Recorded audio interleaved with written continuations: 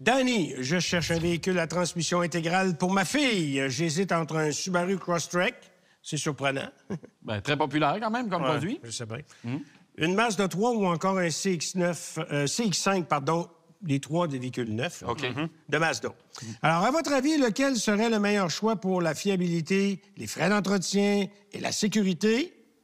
Donc, avez-vous une meilleure suggestion au cas où? C'est trois, quand même, véhicules qui répondent assez bien à tous les critères. Ouais. Celui qui vient m'accrocher un peu plus, c'est que le Crosstrek, c'est un véhicule qui coûte cher d'entretien. C'est ça. Et ça semble être vraiment un facteur qui est déterminant dans la question.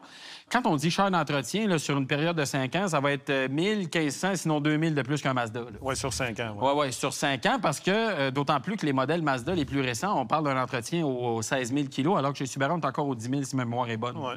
Puis c'est salé à chaque fois. Oui, oui, oui. Un entretien de 100 000 km sur un Crosstrek, c'est 1200 $, là. Je pense, là, de mémoire. Là. Dans ces eaux-là, tout le moins. Oui, c'est ça. Donc, c'est quand même très dispendieux. C'est sûr que Question facile. les deux Mazda sont peut-être un petit peu moins modernes au niveau de la transmission automatique. En revanche, vous avez une connexion qui est pas mal plus sentie que dans un Subaru qui a une transmission à variation continue. Là, qui C'est chasse pas la les même rapports. traction intégrale, par contre. C'est pas la même traction intégrale, c'est vrai. Ça, c'est sûr. Moi, j'irais entre les deux, personnellement. J'irais me chercher un CX-30. Parce que la Mazda 3, on suppose qu'on irait avec une version à haillons dont la visibilité est épouvantable. Ou une berline intégrale, ça existe aussi. Oui, tu as la berline, mais tu sais, là, vu qu'on est plus dans le style à haillons avec les deux autres, je serais plus porté à croire qu'on irait avec une Mazda 3. Moi, j'ai pas aimé la présentation intérieure de la version à haillons parce que c'est très oppressif. La voiture est basse.